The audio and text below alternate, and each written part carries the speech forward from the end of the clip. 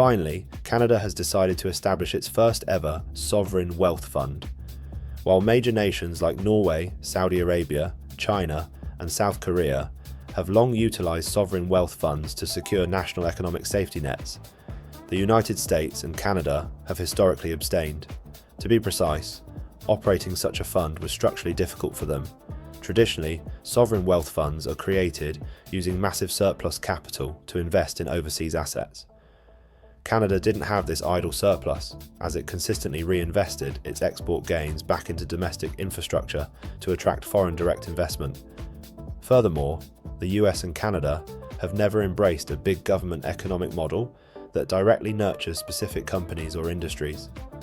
With highly developed private capital markets, private money naturally drove the growth of innovative companies without the need for government intervention. So, why are North American nations, the ultimate champions of free market capitalism, suddenly creating a state-led fund? There is only one reason: to secure dominance in the US-China hegemonic rivalry. To power America's cutting-edge AI and defense industries, massive amounts of rare earth elements and critical minerals are required. This fund represents a powerful security decision to permanently stop relying on China for this supply chain and resolve it entirely within the North American continent, specifically Canada. In just few minutes, you will fully grasp the implications of the Canada Strong Fund. Let's dive in. A sovereign wealth fund is utilized to elevate a nation's future competitiveness. The Canada Strong Fund is specifically designed to fortify Canada's energy and rare earth supply chains by investing directly in the companies driving them.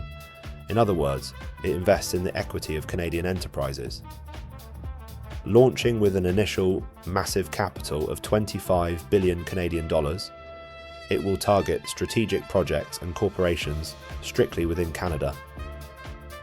The focus will be on industries requiring large-scale national initiatives: energy, critical minerals, advanced manufacturing, and infrastructure.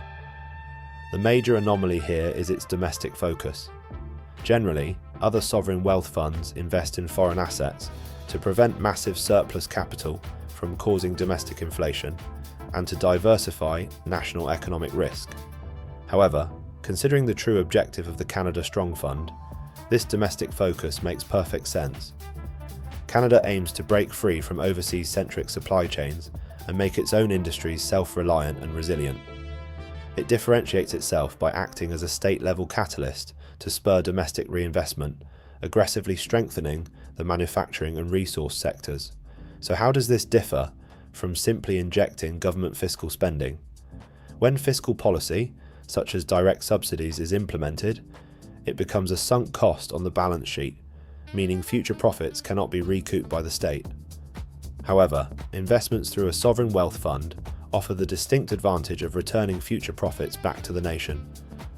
Furthermore, when the Canada Strong Fund purchases equity, it creates a massive leverage effect. By taking on the initial risk, it draws in immense additional capital from the Canadian financial sector and public pension funds. Ultimately, the Canada Strong Fund is not a mere investment vehicle. It is the starting gun, signalling resource-rich Canada's transformation into the physical supply chain fortress of the Western world.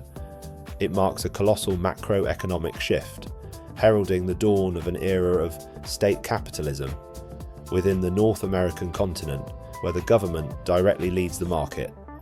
Thank you for watching. If you want to stay ahead with continuous insights from the Kairos, please subscribe, like, and turn on notifications.